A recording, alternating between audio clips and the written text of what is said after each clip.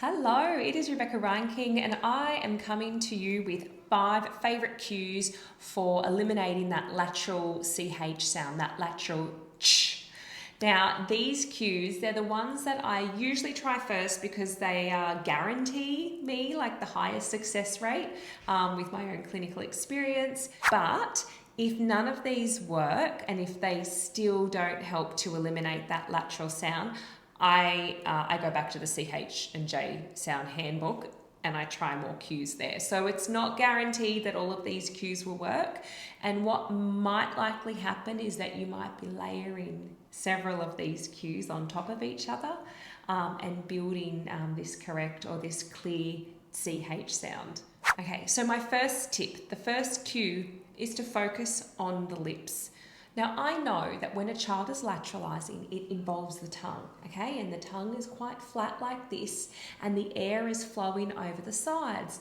But if you observe your student when they're lateralizing that CH sound, you are probably going to find that their lips are quite straight, like that. And when we say sh, my lips are round. So the first thing I'll do is just figure out what our lips are going to do and get the lips in the correct shape. And often I've found that just by getting the lips in that correct shape, the lateralized CH sound, that sound starts to change because the tongue, it kind of gets a little bit squished in there and it can change the sound. It might not be perfect and I'm okay with that because I've got other cues coming up that we might layer on to help turn it into that really, really, really clear and crisp CH sound, but we do have to start with the lips. So 2 things you can do. Number 1, get in front of a mirror with a child, look at them side by side and see if your if your lips are the same shape. So I do that and we look at each other's lips. It's really important to get this part here up, not like that. So that's one tip to look for. The second thing I'll do is I'll hold up a visual cue, like I'll hold up something like this and I'll really, really, really point out the different parts of the mouth. So I'll point out again those lips, they kind of look like a circle. I'll point out the teeth, how I need to be able to see the top and the bottom teeth. They might be touching or close together at the front. And we just figure out, if we can get our mouth in that right shape at the start to really help the child. The second cue that I'll try, and often this will come after the lip cue, or it might be a cue that I use in isolation, is I'm either shaping from the N sound or I'm using facilitative context. So I'm starting at the word level and I'm choosing words that end in NCH. So I'm going to provide to you my rationale why I would do this. First of all, if I hold out the N sound like this, and I encourage you to do this with me so you can feel it, because if you can feel it, then it will help you explain it and teach your students. You should feel that the sides and even like the front of your tongue is making contact with the roof of your mouth. So my air is not flowing over the sides, which is what it's doing when the child is lateralizing their CH. So if you can hold that N sound, we're going to actually start from a place of success. We're going to start with something that the child can do. And then what I'll do is I'll have them slowly make their lips round, which is why I like to teach the round lips first. So we're going to do this. And once we've got our N sound and we've got round lips, I'll see if we can force out a really strong sound like this. Like that. Or I'll say, hey, let's do some words like bunch and hunch and munch. And we might do it really, really slow. We start off slow and we just hold up our tongue and it kind of has to freeze in that end spot and get our lips round for us to then release the air like this. Munch, like that. So try that one as well, especially piggybacking off that first cue that we gave you. The third, probably the fourth cue I'm going to give you, because like I said, you can shape from an N or you can use facilitative context ending in NCH. So our fourth cue is going to be starting with another sound that the child hopefully can already do, which is T.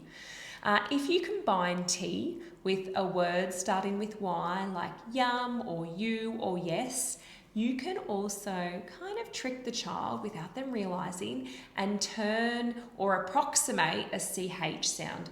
And I'm going to show you why and how we do this. So I'm just going to say the example is going to be yum, and I might just do this. I might have a card, or I might just do a gesture. Yum. So if we say t, yum, and if we say them closer and closer together, and we say it faster and faster, you can kind of get this ch sound without the child realizing it. So this is what it looks like. T, yum, yum, yum. Did you hear that? I might do it a bit longer and a bit slower, okay? Because this is how you're going to be modeling it to the child. T, yum, yum, yum, chum. And I might say, make your lips rounder, or say it faster. I like how you've pushed those two words together. That sounds great. So I've actually kind of said the word chum, and you might pick words that that are real words. So chum is a real word. T and you can turn that into chew.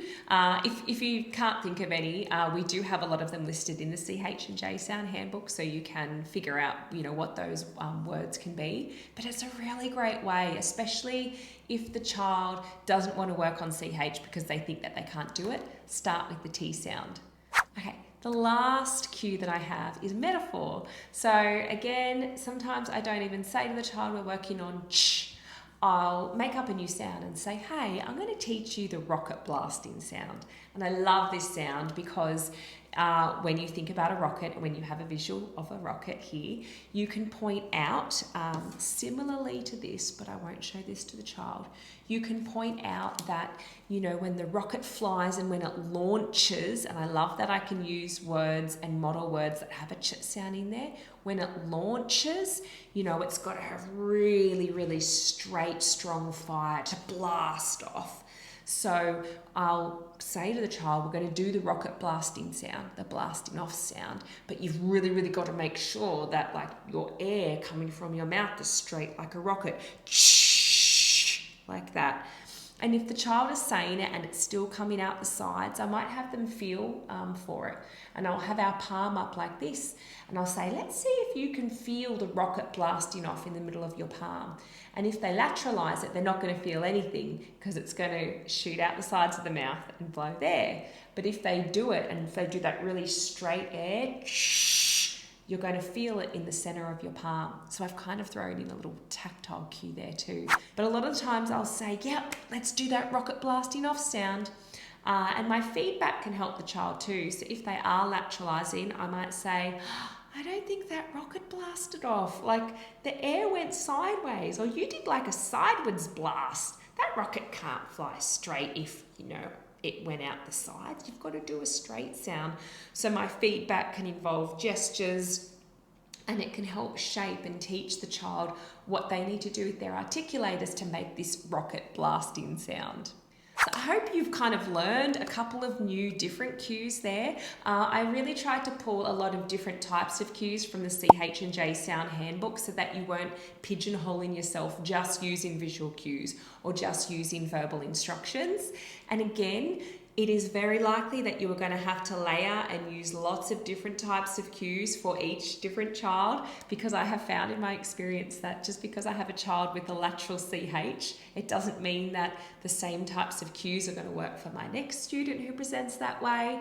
A lot of speech therapy is individualizing cues and trying different things, lots of trial and error to match the right cues to that child. So if you do need that support, just know that the CH and J sound handbook is there, but otherwise download our free cheat sheet here. It's listed all of those 5 cues. If you can't remember them all from this video, you can just go back and look at them and have it printed off in your folder so that you can try those 5 things straight away the next time that you have a student with a lateral CH.